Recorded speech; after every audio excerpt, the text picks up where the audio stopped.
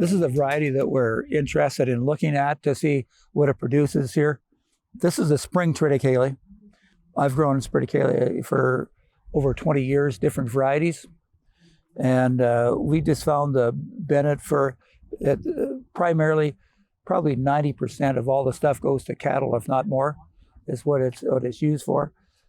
These varieties have got a reduced-awn, which are really awesome for the cattle because they don't get awns in their mouth. And it's very, very beneficial. And for our producers that I want to look after, I won't do anything other than a reduced-awn triticale because the awns will stick in the cow's mouths, and they have a problem with it, and that isn't a good situation. There's about 50% of the plots here today are triticale. It seems to be a big buzzword. Why do you think that is? It's taken quite a few years for the industry to realize the value of what triticale does. Primarily, most of the triticales that are here, it doesn't matter what, and a lot of these ones here have come out of Lacombe here, that have come from the breeding program here in Lacombe, and goes back to Dr. Salmon from before. That was primarily before Mazin is a plant breeder here.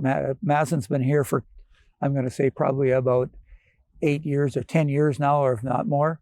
And Dr. Salmon was there before, and still came out of Lacombe. And that's Dr. Salmon is for what he did. He got the triticale off the ground and got it to producers to get it of finding out how much value it is for the cattle.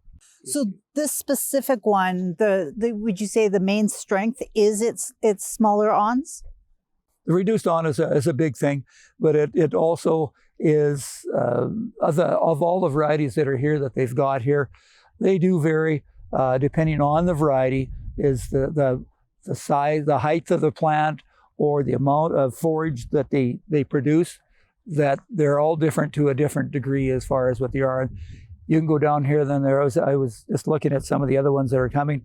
There's probably about another, this year they've released 3 brand new ones of spring triticales, winter triticale that's over here. And they've got interest, depends on the cattle operation that it's going to. This will be coming in another year or so. This particular seed that's got here will be produced for use to seed for next year. We're over now into barley. This is Hauge. Hauge? Yes. Okay. And what can you tell us about this variety? The Hauge we've grown it now, I think 5 years now. We've grown it. We've had good experience on it. It's a little taller than some of the other barleys that are beside it here. It has tremendous grain yield. The grain yield is great. We've had it up in there and that right on that, touching 100 or better bushel an acre on it. It's done very, very well on that. It's a little bit more, and the Hauge has been a little bit more drought tolerant than some of the other varieties. That's a bonus. Yeah. For sure, that's a bonus. And the production that it has, and this is primarily, and this one, if you really look at it, it's got a lot more leaf than some of the other ones as far as going forward. Why is that important? If they want to take it for, if they want to silage the crop, they got different things. You can combine it, or you can cut it for silage, or you've got more uses for the cattle people, whatever they want to do with it. But it's been really, really beneficial as far as that. But the drought tolerance is really, really been a good thing. It does grow really, really well. We've got other varieties that we compete against that maybe if you got really heavy yields into it, there may be a little bit more standability, maybe stronger straw than what this is a little bit. But this will still have some great got great feed values. This one here is for the cow, will produce a lot of product.